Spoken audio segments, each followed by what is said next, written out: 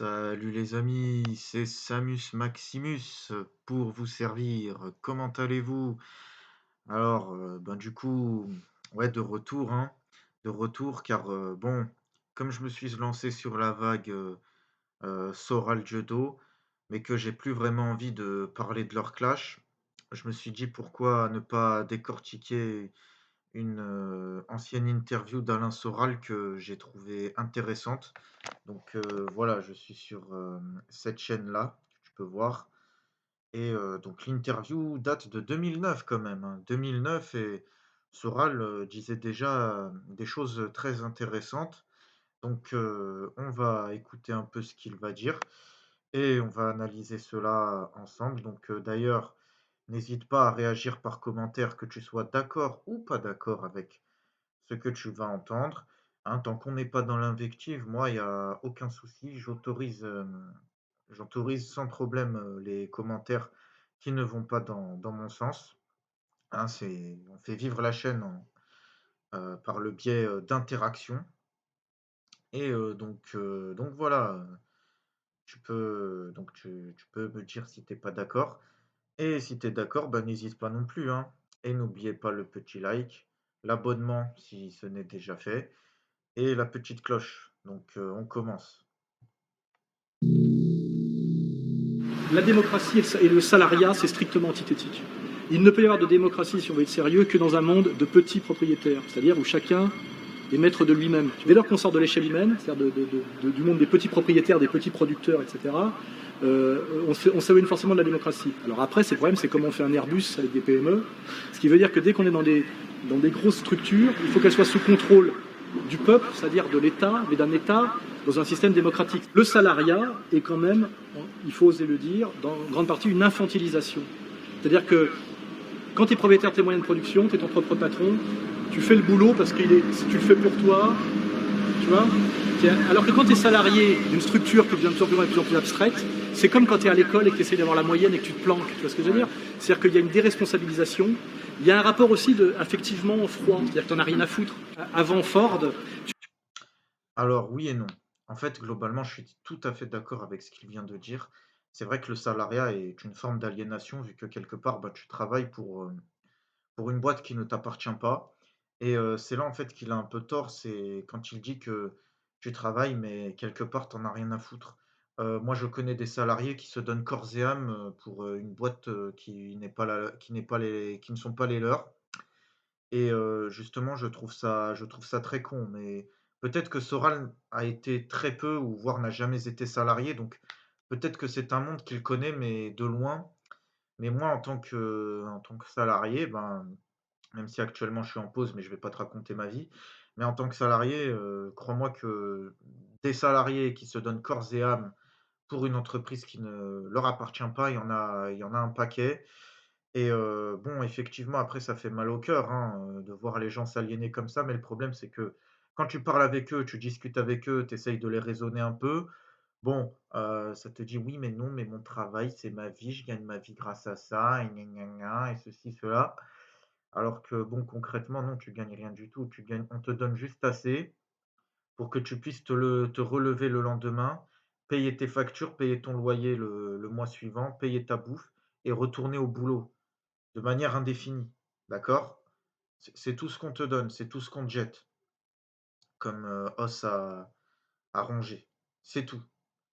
Et donc, oui, effectivement, si tu travailles pour ton propre business, pour ta propre boîte, je pense que déjà ta vie aurait plus de sens. Je pense que, voilà, la vie des gens en général aurait plus de sens. Il y aurait moins de gens sous antidépresseurs, sous cachetons et cetera. On continue l'interview. J'augmente le son par contre un petit peu, hein. tu as une aristocratie ouvrière qui fabrique une voiture de A à Z, et le type sait à peu près tout faire dans la bagnole. Donc d'abord, il a un travail qui est épanouissant, parce que c'est un travail qui met en jeu son intelligence, tu vois. Alors qu'avec le Fordisme et le Taylorisme, la partialisation du travail, tu as le salariat et la fonction répétitive et bête. Et s'ajoute à ça après l'extension du secteur tertiaire, qui est le travail de bureau, qui est un travail strictement improductif, tu vois, très féminin d'ailleurs dans sa fonction, tu vois, et qui produit une psycho. C'est un peu ouais, en fait, le secteur tertiaire, moi, je suis du secteur tertiaire, donc je peux t'en parler. Ben, c'est un peu l'usine, mais par ordinateur, en fait. Tu fais essentiellement de la saisie. Alors oui, de temps en temps, tu dois réfléchir un peu à ce que tu vas faire, accorder, telle priorité à tel problème et cetera. Bon, on va dire qu'il y a 20 de réflexion, mais à 80 tu fais de la saisie, tu travailles sur ton Excel ou ton logiciel ou ton PowerPoint, tu remplis tes tableaux, tu fais tes trucs, tu envoies 2-3 mails et tu répètes ça indéfiniment. Tu refais les mêmes choses, de jour en jour, en fait. Ou alors tu passes les mêmes coups de fil à chaque fois, tu répètes les mêmes phrases tel un robot, hein, dédicace aux commerciaux. Et aussi, à tous ceux qui travaillent dans tout ce qui concerne le SAV, le service client et cetera. Donc voilà, effectivement, il y a une forte aliénation due, à la partialisation du travail comme Soral l'explique et ben, au travail à la chaîne, en fait. Voilà, chacun fait une tâche bien définie. Alors oui, il va exceller dans cette tâche, mais il va se faire chier, il va s'emmerder, il va faire chaque jour les mêmes choses. I c'est pas assez diversifié. Voilà. C'est la robotisation de l'homme d'ailleurs, ce n'est pas un hasard si, tous ces métiers-là sont en train d'être remplacés par des robots là. Il y a le développement de l'intelligence artificielle, il y a ChatGPT, tout le monde fait des vidéos sur ChatGPT en ce moment. Sauf que bon voilà, pour l'instant, ChatGPT pour moi en fait, c'est rien du tout. C'est vrai que c'est sympa, hein, j'ai testé. Dis-moi en commentaire si tu voudrais qu'on teste ChatGPT ensemble, en vidéo ou en live et dis-moi aussi, les questions, les phrases que tu aimerais que je dise à ChatGPT. Donc voilà, bah, on continue. Écologie, un rapport au monde, un rapport aux autres, qui sont les conditions inverses de la démocratie grecque. Tu vois ce que je veux dire? C'est des Ouais, gens très peu responsables, qui font un travail idiot, pas productif. C'est-à-dire que quand tu fais pousser un arbre, il pousse, il y a un échange, tu vois. Euh, et cette société de petits salariés du tertiaire, d'ailleurs unisexe, non productifs, etc., produit forcément des individus dont les qualités ne sont impropres à désirer et à incarner la démocratie. Or, l'Empire veut. effectivement, ça produit des individus, en fait, totalement dépendants d'un système et qui donc vont voter pour maintenir ce même système. Voilà, là, en fait, bon, je je reformule ce que dit Soral, je simplifie ce qu'il dit parce qu'il emploie des termes un peu trop soutenus. C'est vrai que pour l'instant, je suis pas spécialement dans la contradiction. J'essaye de chercher la petite bête, j'essaye de chercher la petite nuance même, quitte à ne pas contredire, au moins nuancer, un peu son propos, ce que j'ai fait au début, mais là, pour le coup, je suis totalement d'accord. Donc, ben, on continue. Comme par hasard, une société de salariés généralisés, et je vois bien que l'ennemi de l'Empire n'est pas le prolétaire, c'est ça qu'on découvre, c'est les classes moyennes. La classe moyenne, c'est les petits patrons, c'est-à-dire propriétaires de la moyenne production. Que cette vision. Bon, après, tu as certains salariés plutôt bien payés, tu as certains cadres, non, là, par contre, Soral, non, c'est pas uniquement les petits propriétaires. Un patron de boulangerie, surtout à l'heure actuelle avec, la crise énergétique, l'électricité qui monte et cetera. Un patron de boulangerie, est moins riche qu'un cadre du tertiaire. Alors, est-ce que Soral considère un cadre du tertiaire comme un salarié lambda? Ça, j'en sais rien. Mais j'ai connu certains cadres qui sont moins bien payés que certains salariés de niveau 1.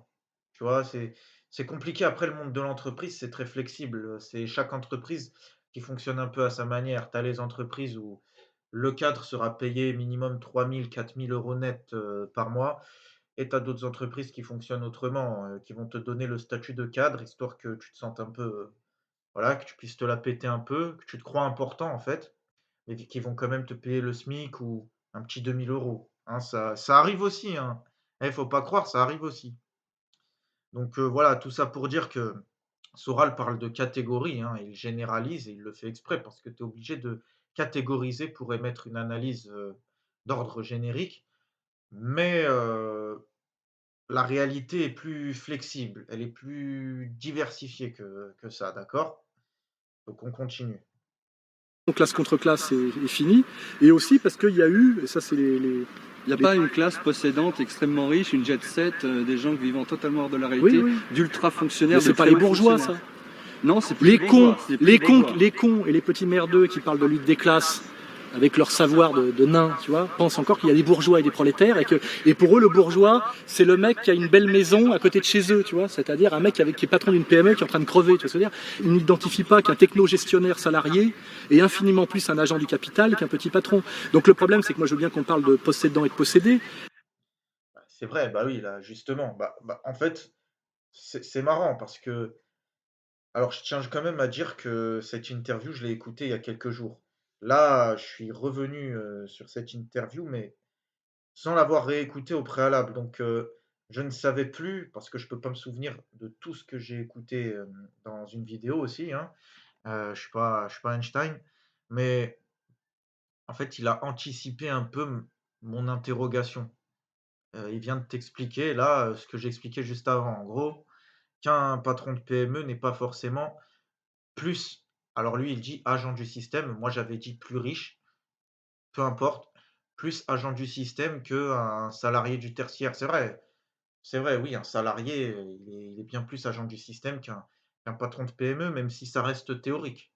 Moi, je pense à certains restaurateurs qui, pendant la crise des gilets jaunes, ont totalement été odieux avec, les gilets jaunes. Ils se plaignaient d'eux alors que les pauvres, ils manifestaient, pour leurs conditions de vie. D'ailleurs, il y a certains boulangers qui ont rejoint les gilets jaunes, très récemment là.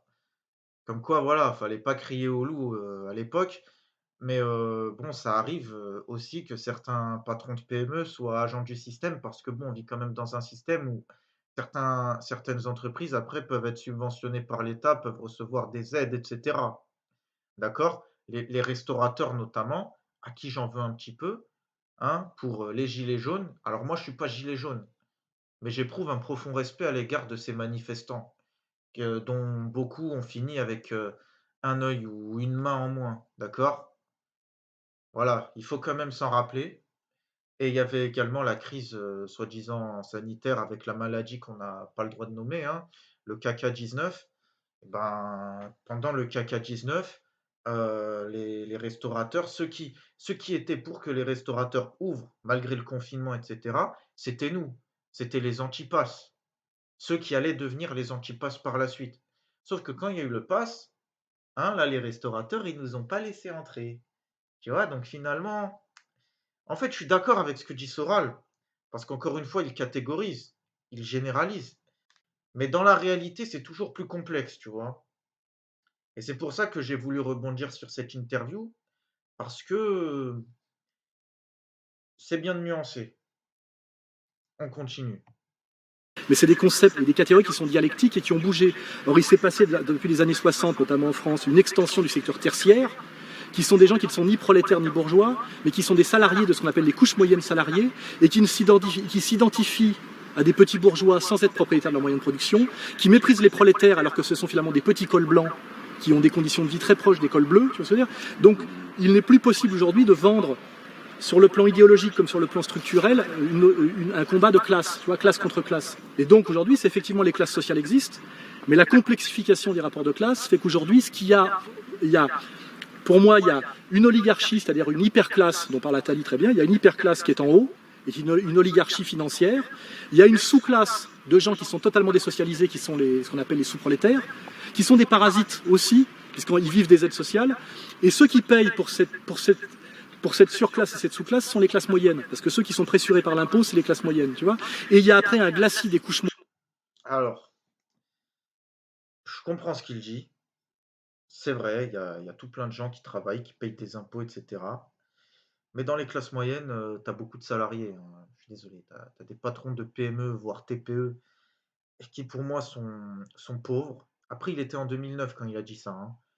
Il y avait pas encore eu toutes les crises qu'il y a eu, actuellement, même si en 2009, il y avait déjà eu les subprimes, mais bon, voilà. Mais au jour d'aujourd'hui, moi, je considère que, voilà, même un salarié du tertiaire, bien payé, enfin, bien payé, après tout dépend de sa situation. Si tu as 3 000 € par mois, mais que tu as un loyer, des charges, ou même un putain de crédit à rembourser et qu'en plus tu es marié et tu as plusieurs bouches à nourrir, pour moi, tu es quand même moins riche qu'un mec au SMIC, mais qui n'a ni loyer, ni charge, ni rien du tout à payer, qui n'a pas d'enfant encore, qui est célibataire, en fait, parce qu'il aura plus de pouvoir d'achat, en fait. Et puis tout dépend de l'endroit où tu vis. Si tu vis en région parisienne, en Île-de-France, où tout est cher, où tout flambe, bah forcément, tu vas galérer même avec 3 000 € par mois. Par contre, si tu vis en province, là, un SMIC ou un petit 2 000 € net, hein, moi je compte en net, hein, net par mois, ça peut te suffire en fait pour vivre assez décemment. Donc, tout est relatif finalement. Et donc voilà, le coup de oui, ceux qui payent des impôts, ils payent pour les autres, et cetera. C'est vrai, mais ces gens-là font partie du système, l'entretiennent et je parle pas de tous ceux qui payent des impôts, hein. T'énerve pas si tu payes des impôts, c'est très bien, mais en fait, c'est pas parce que tu payes des impôts que forcément tu plus anti-système que d'autres. Après, je ne sais pas, c'est peut-être pas ce qu'il a voulu dire, mais on va continuer de toute façon. Moyenne, qui sont soit socialistes, soit UMP, et qui sont les salariés moyens, qui ne comprennent rien, mais qui sont une catégorie neutre, tu vois, et qui, en fonction de leur sensibilité, voteront un coup socialiste, un coup UMP, c'est-à-dire la même chose. La social-démocratie de marché les maintient toujours dans un état consommation-production à peu près équilibré, tu vois, pour qu'ils puissent acheter une bagnole tous les 7 ans, etc., etc. Donc la question, c'est sur quelle classe s'appuyer pour faire la révolution, et la réponse, c'est aucune, tu vois ce que je veux dire? Même pas le lumpen prolétariat, même pas les Surtout précaires. pas. Le lumpen prolétariat a tout intérêt à ce que cette situation dure. Quand tu es RMiste et que tu vis dans la marge, tu as intérêt à continuer à toucher le RMI. Or, le RMI, qui c'est qui le paye? C'est moi. Tu vois ce que je veux dire? C'est les travailleurs indépendants. Oui, mais si le RMiste, on lui donne un travail d'office, il va prendre la place de quelqu'un d'autre. Mais il n'a pas envie de travailler, le RMI. Tu rigoles ou quoi? Je veux dire, tu gagnes pratiquement autant aujourd'hui sans travailler qu'en travaillant. Je veux dire, le but, Je suis un réalisateur RMiste. c'est d'échapper au salariat. Avec le RMI, tu empêches toute révolution. Je veux dire. Le RMI plus les aides sociales, l'aide au logement, etc., fait qu'un type totalement marginalisé par le système, s'il ferme sa gueule et qui se contente d'un alcoolisme léger, peut vivre avec 6 000 balles par mois. Il y a ce que j'appelle... 6 000 balles par mois, c'est peut-être un peu exagéré. Maintenant, je comprends tout à fait ce qu'il dit sur celui qui touche le RMI, enfin le RSA maintenant. Le petit problème, c'est que là encore, tout ça, ce sont des catégories de généralisme, mais dans la réalité des faits, moi, je parle à l'aune de ce que nous avons vécu ces 3 dernières années. Le caca 19, qu'on le veuille ou non, en a dit très long sur l'état général de notre société, ainsi que sur les gens, sur la nature réelle des gens. Tu vois, les gens qui te sourient dans la rue quand, je sais pas, t'achètes ton pain et tout. Bah voilà, en fait, ces gens-là, c'est tous des égoïstes profonds, c'est tous de la merde. Ils ont beau être salariés ou petits patrons, petits machins, ils pensent tous qu'à leur gueule. Ils ont tous couru s'injecter l'autre merde, hein. Tu vois de quoi je parle, hein, la picouse, hein. Ils ont tous couru s'injecter, hein, ils ont tous donné leur bras à la science pour continuer à jouir des petits plaisirs de cette vie, parce que les gens sont esclaves de leurs désirs désormais, qu'ils soient salariés, patrons ou quoi que ce soit. Et c'est vrai que théoriquement parlant, pour faire la révolution, entre guillemets, comme le veut Soral, s'appuyer sur les petits patrons qui théoriquement sont indépendants, génèrent leurs propres ressources, ils sont indépendants financièrement, tu vois. C'est vrai que ce serait plus intéressant que de faire la révolution avec celui qui finalement dépend de l'État. Sauf qu'on a vu que les petits patrons sont également des merdes. Ils dépendent de l'État aussi, hein, quand voilà, personne n'a bronché, hein, quand, on a tout fermé, à cause, du caca 19. Quand on a assigné à résidence tout le monde, OK, et les petits patrons, je vais pas encore me répéter, mais quand on les a soutenus, nous, les mecs comme moi, après, il y a eu le pass et ils sont retournés contre nous. Voilà, celui qui tient son resto, celui qui tient son bar, celui qui tient sa boulangerie. Bon, la boulangerie, tu consommes à emporter la plupart du temps, mais voilà, il y a des boulangeries où tu peux t'asseoir et il fallait ton pass aussi, hein, là-dedans. Donc, ça peut être vrai ce que dit Soral en soi. C'est tout à fait compréhensible, mais il y a eu les gilets jaunes. Les gilets jaunes, au départ, c'était de simples ouvriers, de simples salariés. Et c'est eux les premiers à s'être rebellés contre l'État. Bien avant eux, il y avait les bonnets rouges, en 2013 ou en 2014, je ne sais plus. Donc voilà, la réalité peut parfois contredire la théorie, même si la logique est tout à fait bah, c'est logique, voilà, c'est logique en fait ce que dit Soral, mais La réalité est toujours plus complexe. On continue. Qui est très agressif quelque part, mais c'est une réalité. Il y a ce qu'on appelle la connivence des parasites sur le dos des travailleurs. Et les travailleurs, c'est les classes moyennes et les salariés qui Mais produisent. je pense que ceux d'en haut, les banquiers, les traders, tout ça, c'est quand même des super parasites. Mais tu me laisses pas finir mon raisonnement. Vas-y, Il faut que laisse-le. tu apprennes à écouter le mec à qui tu poses la question pour qu'il ait le temps de t'y répondre. Je te dis qu'il y a une connivence des parasites, c'est qu'aujourd'hui, l'hyperclasse a passé un accord secret avec la sous-classe en disant si vous nous laissez persécuter les classes moyennes, on fera en sorte que les classes moyennes continuent à vous donner à bouffer. La sous-classe n'a pas besoin de le comprendre, elle le vit. La sous-classe n'a aucun intérêt à bouger. D'abord, elle est atomisée. Il n'y a pas en France de syndicat de chômeurs. Il n'y a pas de parti des chômeurs. Ça pourrait être le plus grand parti révolutionnaire de France, tu vois.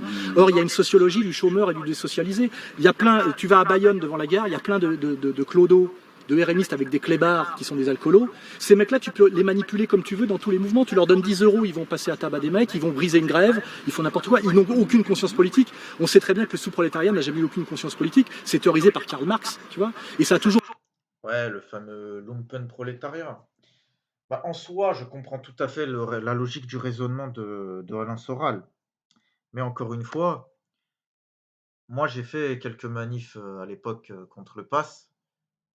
Il y avait de tout, hein. Des RMistes, il y en avait aussi, hein. Il n'y avait pas que des petits patrons, il y avait vraiment de tout. Il y avait d'anciens gilets jaunes, il y avait plein de gens. Il y avait des chômeurs, il y avait vraiment de tout. Et en fait, non, effectivement, il y a des gens qui ont compris que le salariat, c'était de la merde. Je ne vais pas travailler pour ma boîte. Je vais travailler pour enrichir quelqu'un d'autre. OK, cette personne me donne de l'argent, mais moi, je lui donne la richesse la plus précieuse que j'ai en moi, c'est-à-dire mon temps de vie. D'accord? Sache que la vraie richesse, c'est ton temps. Ça n'a jamais été l'argent. D'accord? L'argent est un moyen de rémunérer le temps que tu as mis à disposition pour une tâche bien précise. C'est tout. C'est ça le vrai rôle de l'argent, ainsi que de servir de moyen d'échange, le commerce, et ainsi de suite. Mais la vraie richesse, c'est ton temps. Et beaucoup de RMistes, beaucoup de chômeurs ont compris que, voilà, le temps était, finalement la ressource la plus précieuse d'un homme et ils n'ont pas spécialement envie de faire le jeu de ce système, donc ils ont décidé de ne pas travailler, en fait, tout simplement. En fait, j'en reviens à ce que disait Soral en début d'interview. Ils échappent au salariat dont ils ont compris l'aliénation que ça allait, engendrer en eux. C'est tout. Voilà, oui, il y a des mecs qui veulent échapper au salariat et c'est pas forcément des larbins du système. Il y a des salariés, il y a des petits patrons qui sont bien plus larbins du système que certains RMistes. Même si oui, effectivement, théoriquement parlant, Soral a raison. Le lumpenprolétariat est un agent du capital au même titre que l'hyperclasse parasitaire. Là-dessus, aucun souci. Mais il y a aussi plein de petites gens qui ont simplement compris que ils allaient d'autant plus servir le système en se soumettant au salariat qui est, bon, je vais pas qualifier ça d'esclavage moderne, parce que j'ai étudié un peu l'histoire, je sais la réalité de ce que fut l'esclavage, que ce soit en Afrique, que ce soit dans les Antilles ou même le, le- le travail ouvrier en Europe de la révolution industrielle d'il y a 2 siècles. C'était de l'esclavage. Aujourd'hui, on n'est pas trop mal loti par rapport à un ouvrier des usines là, et des manufactures du 19e siècle. On a de bonnes conditions de travail, on a nos week-ends, on a nos jours de repos, nos congés, nos RTT, un salaire minimum. On ne peut pas travailler quand on est gosse, alors qu'avant, on faisait travailler des enfants dans des mines, d'accord? Notre situation s'est quand même améliorée. Étant conscient de ce que fut l'esclavage ainsi que l'exploitation de- des anciens ouvriers, par décence, je ne vais pas qualifier le salariat d'esclavage moderne, mais c'est tout de même une nouvelle forme de servage. Autrefois, on avait un seigneur qui disposait de ses terres et de ses ressources à des serfs qui venaient justement cultiver ces ressources en échange d'une petite rémunération. Et ben, aujourd'hui, on a le grand capitaliste, hein, le possédant d'une grande multinationale, les actionnaires, qui, viennent, voilà, disposer de leur entreprise, pour, des gens ayant besoin de vendre leur travail, d'accord? Ils vendent leur force de travail et ils font tourner l'entreprise de ces mêmes actionnaires qui n'en branlent pas une. Voilà comment fonctionne le monde actuellement et si tu as compris ça, tu as tout compris. On continue. Toujours utilisé par le patronat et même par les régimes fascistes. Qu'est-ce qu'a fait Hitler? Il allait voir les ruinés de la guerre de 14 et les chômeurs et il les a enrôlés. Il leur a donné un uniforme, une dignité, à bouffer, et des camions et des manches de pioche. Tu vois, à la limite, demain, un leader fasciste peut aller effectivement faire le tour des RMistes et des sans-papiers. Et s'il a les couilles, etc., il peut les enrôler et en faire les SA de demain. Tu vois, c'est ta classe révolutionnaire, ça sera des SA, tu vois. Ça sera justice d'un point de vue de certaine manière. Ça sera l'ironie de l'histoire. Bon, là, je vais pas spécialement réagir. Donc, je comprends, hein, l'idée comme quoi, oui, le lumpenprolétariat peut se faire retourner par le pouvoir en place en échange d'une petite carotte. Ça peut être vrai, hein, mais voilà, la manipulation, elle fonctionne sur, toutes les strates de la société. Il y a des éveillés, il y a des lucides parmi chaque catégorie sociale, que ce soit les petits patrons, voire même certains grands patrons, certains ouvriers, certains salariés, certains gilets jaunes, certains ce que tu veux. Il y a du bon partout et il y a de la merde partout, y compris chez les RMistes, y compris chez les patrons, y compris chez les salariés. C'est ce que j'ai constaté moi, hein, de ce que j'ai vu quand je sortais, quand je suis sorti manifester et de ce que j'ai vu au moment de la crise, du caca 19 là. Donc on va continuer un peu sur, l'aliénation consumériste. Ça a l'air pas mal ça.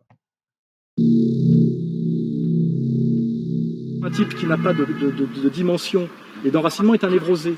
Et on sait très bien, les marchands ont théorisé justement aux États-Unis des années 20, qu'un névrosé consomme. C'est la notion d'objet transitionnel. Un bon consommateur et un bon soumis à la démocratie de marché, c'est un individu solitaire, dépressif et qui consomme pour lutter contre sa dépression.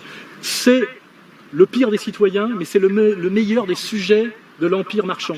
Donc de toute façon, il faudra à un moment donné qu'il n'y ait plus le temps de loisir, parce que le temps de loisir avait un sens quand il y avait la vie familiale et les pratiques associatives. Moi, pendant mon temps de loisir, je fais du vélo avec mes potes, c'est quelque chose. Mais aujourd'hui, dans cette société d'obèses apathiques, il faut que les types passent du travail à la consommation, du travail à la consommation, du travail à la consommation.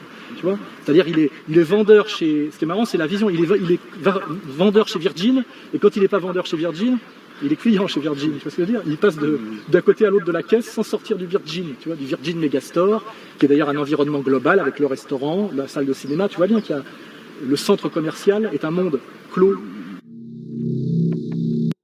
Ah, effectivement, oui, c'est vrai, hein, ce qu'il dit là. Bah, par exemple, le regroupement familial, c'était fait pour quoi? C'était fait pour éviter que les ouvriers, d'origine étrangère n'envoient leur argent, en Afrique, enfin, dans leur pays d'origine, quoi. C'était surtout fait pour ça. C'était pour, les pousser à ramener leur famille ici et les pousser à consommer sur place, en France, en Europe, en Occident. C'est ce qu'il dit, il passe d'un côté à l'autre de la caisse. Donc oui, voilà, c'est vrai et pour produire ce genre de phénomène, oui, le système a besoin d'individus totalement individualisés finalement, sans repères qui, voilà, vont se définir non pas par, ce qu'ils sont, vu qu'ils ne sont plus rien, mais par ce qu'ils ont, par ce qu'ils possèdent, par ce qu'ils consomment. Je regarde tel type de film. Oui, je suis un geek, je joue à tel jeu vidéo, je suis un gamer. Oui, moi je suis une diva d'Instagram. J'ai du maquillage, regarde, j'achète ça. Et en plus, je travaille chez Zara. Et en plus, j'ai des sacs. Et en plus, j'ai machin. C'est vrai, c'est vrai. Et effectivement, il y a pas mieux que ce type d'individu pour faire perdurer un tel système. Donc on continue un peu, je vais pas aller jusqu'au bout de la vidéo, hein. Là, on continue juste un peu, il va parler un peu de la démocratie, ça va être intéressant. Et ceux qui ont inventé la démocratie, quand même les Grecs, qu'est-ce que c'était? des petits propriétaires terriens, des militaires en armes, c'est-à-dire des soldats, et ces gens-là, qui étaient peu nombreux d'ailleurs, entourés d'esclaves, mais ça c'est un autre sujet, se réunissaient sur l'agora pour discuter ensemble des lois. Donc la démocratie, c'est quand même ça. Ce sont des gens qui sont propriétaires de leurs moyens de production, dans une échelle de petits producteurs, c'est-à-dire, bon, il y a le problème de l'esclavage, effectivement, qui est très important, mais il n'y a pas de gens au-dessus d'eux, il n'y a pas de multinationales, c'est ce que je veux dire, qui sont des soldats, c'est-à-dire que c'est eux-mêmes qui se battent, et qui font la loi, donc elle n'est pas transcendante, elle n'est pas révélée, tu vois, et qui font la loi ensemble. Ce qui n'est pas tellement la démocratie de la Révolution française, en réalité.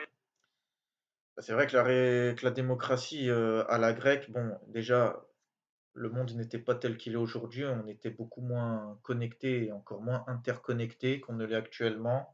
On vivait à une échelle beaucoup plus petite, beaucoup plus réduite.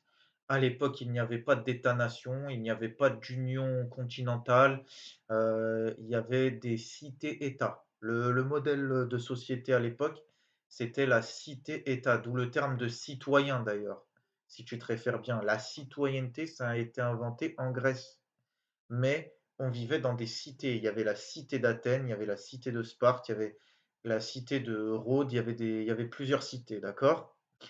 Et effectivement, la démocratie à l'époque était beaucoup plus directe, vu que c'était à l'échelle d'une cité, et donc les citoyens qui vivaient sur le dos de leurs esclaves pour la plupart, hein, comme l'a rappelé Soral, mais les citoyens étaient beaucoup plus libres et vivaient, dans un système bien plus démocratique, qu'actuellement.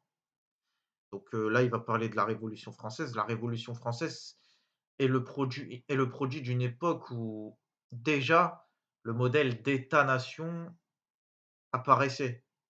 Était encore assez balbutiement, mais était quand même là, d'accord? On vivait à une échelle beaucoup plus grande. On vivait plus à une échelle d'une cité, là, on vivait à une échelle de tout un pays. Donc bon.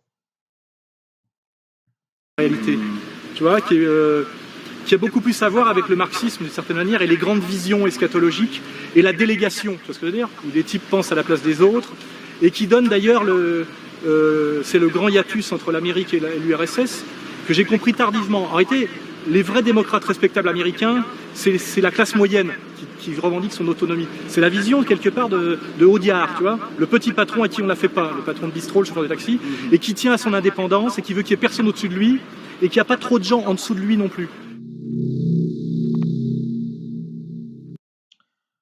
Bon, je vais pas encore me répéter sur les petits patrons, sur, les chauffeurs de taxi, sur, les barman, les restaurateurs et cetera. Tu sais tout bien que j'en pense. Si tu es barman, si tu es restaurateur ou si tu es chauffeur de taxi, va te faire non, je rigole. Le prends pas mal mec, le prends pas mal. Encore une fois, il y a du bon et du mauvais partout. Dans la galère, il y avait de tout. Il y avait des petits patrons, il y avait des salariés, il y avait des chômeurs, des RMistes, peut-être même certains grands patrons, en soum-soum. Ça, on n'en sait rien et donc voilà. Ben, écoutez, ben, vous allez me dire, hein, si vous voulez que j'analyse, la suite, de cette vidéo. Là, j'ai pas envie que ça fasse trop long. Donc encore une fois, ben, n'hésite pas à mettre, ben, un petit pouce, hein, histoire, d'aider au référencement, sachant que je suis un peu shadowban, donc mettez des pouces histoire, d'aider à ce que ce soit vu par le plus grand nombre, à ce qu'on soit, un plus grand nombre possible de gens à réfléchir, ensemble, de concert. D'ailleurs, vas-y de ton petit commentaire. Encore une fois, que tu sois d'accord ou pas d'accord avec ce que je dis, peu m'importe. L'essentiel, c'est qu'on réfléchisse ensemble, OK? Et d'éviter les injures. Si tu pas d'accord avec moi, ça sert à rien de me dire que je suis un FDP, un connard, ou tel autre, nom d'oiseau, d'accord, hein? Pas besoin de me qualifier d'un quelconque nom d'oiseau. On discute avec respect et aussi, ben, abonne-toi si ce n'est déjà fait et n'oublie pas la petite cloche et sur ce, ben, je vous dis, à très vite les amis. Ciao, ciao.